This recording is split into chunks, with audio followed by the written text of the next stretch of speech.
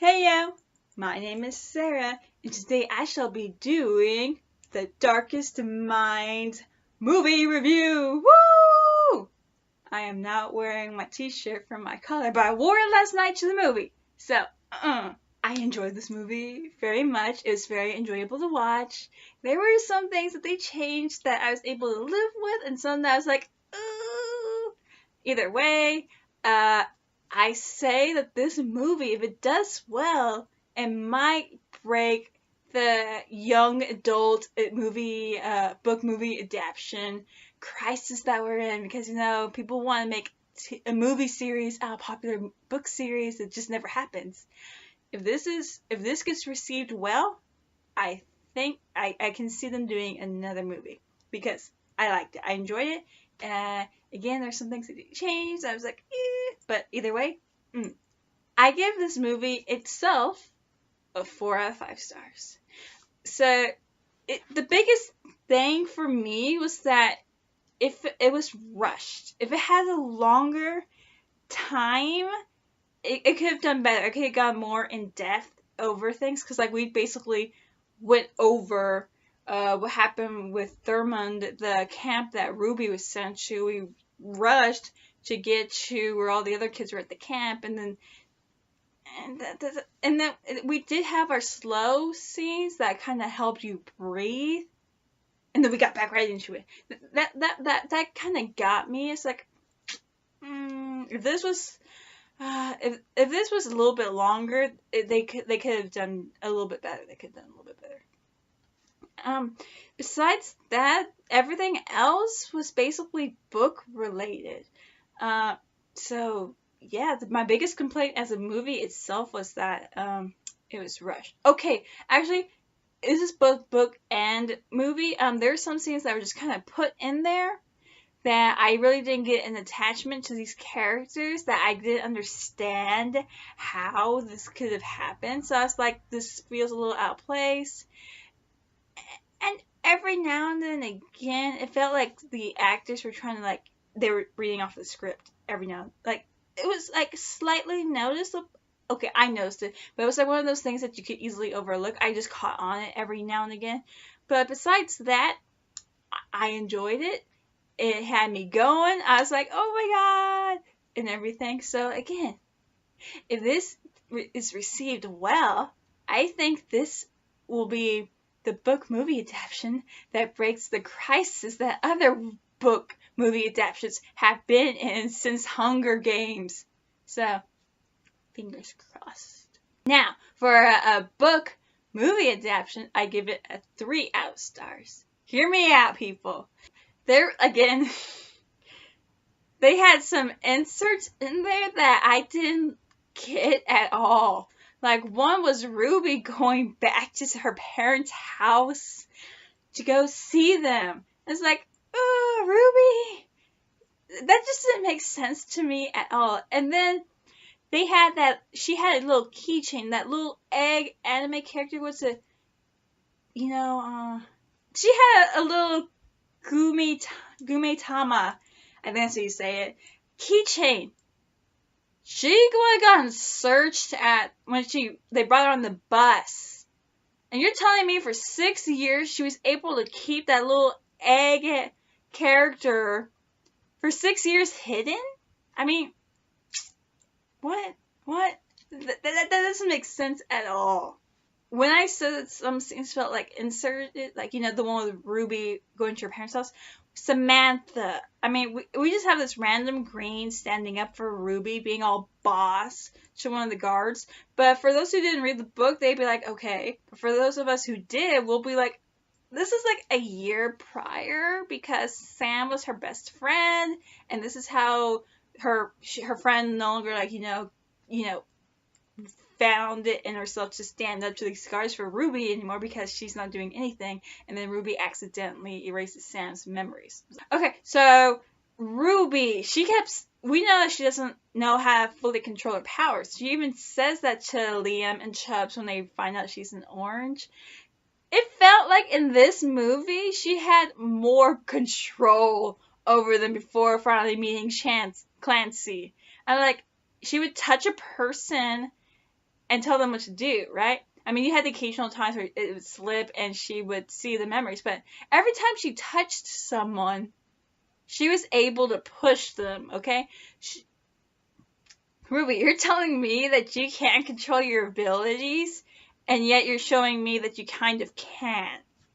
I mean, in the book, she didn't like touching people because of this problem.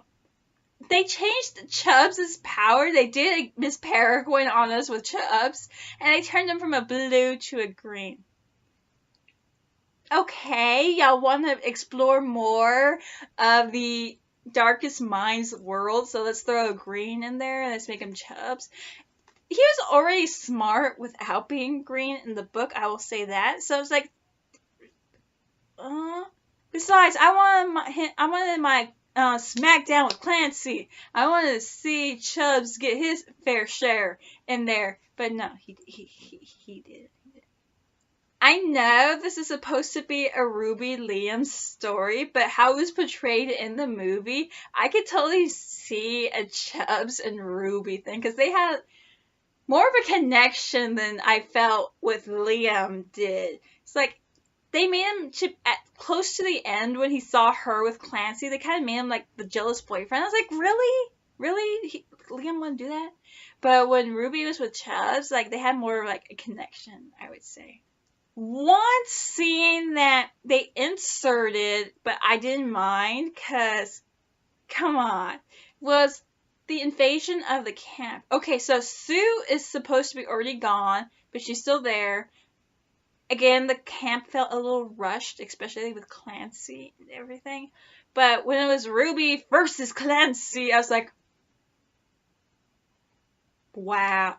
It's like I had a push moment, you know, like the movie Push, when Ruby took the soldiers and she was just like standing there like a boss with the soldiers there getting ready to fire, but then Clancy's like, no, you're gonna fire at the ground. So it's like you could the mind battle, because they would practice that in the book, but we didn't get to see the movie. Well, we kind of get to see it in this.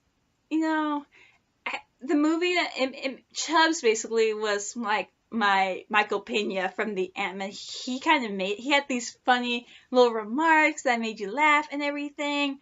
Sue, she was able to, like, this girl, the actress who played her, didn't have to talk at all. She just had to give you her facial expressions, and you knew exactly what she was talking about. She gave Ruby the dress, and she was very insistent. She had that cute little pouty face on. I was like, oh, the Sue. Everyone already knows. Okay, I don't like it when movies give away the bad guy. I mean, they make it sometimes too easy, especially with Clancy. I'm like, I've only seen the guy who played Clancy in The White Princess as the boy, aka Richard of York. I liked him in that. Like, he made me think, oh my god, is this really Richard, or is this imposter really like going at it? The movie told us he was the bad guy right away. Like, he was on his computer. He's like, prepare for the harvest and everything. I was like, dang it. They didn't show how he had much affection for Ruby. He's like, oh, cute, ha ha ha. But in the book, like, he had that possession. Oh, like, he was very possessive over her. I was like, I didn't get that at all. Everything. I feel like if they get a green light for the next movie, I have a feeling that this actor, he can take Clancy's character to the next level. And because they have him apparently ruler of the United States or something, he was coming off of Air Force One with his army waiting.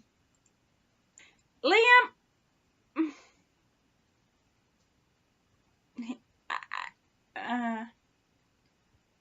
I really can't say much. I didn't get that feel from him for Ruby and Liam to end up together. I'm like, it was okay, but I just didn't get that feel at all. Either way, again, I enjoyed this movie. I say that they took some of the good parts. I mean, most of it is like basically a traveling story in the book. So I understand how they had to compress it down, because mostly they're just traveling. They come across some kids and stuff. That was kind of skipped over as well.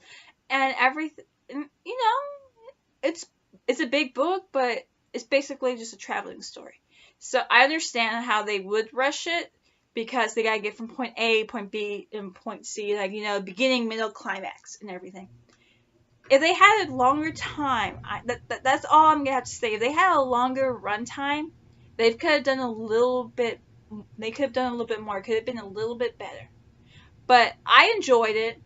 As a book movie adaptation, I give it 3 out of stars. As a movie itself, I give it a 4 out of stars. So this book, again, I cannot say it any louder, or, you know, if this is well received, if this movie gets well received, The Darkest Minds will lift us from the YA book movie adaptation crisis. That's all I'm saying.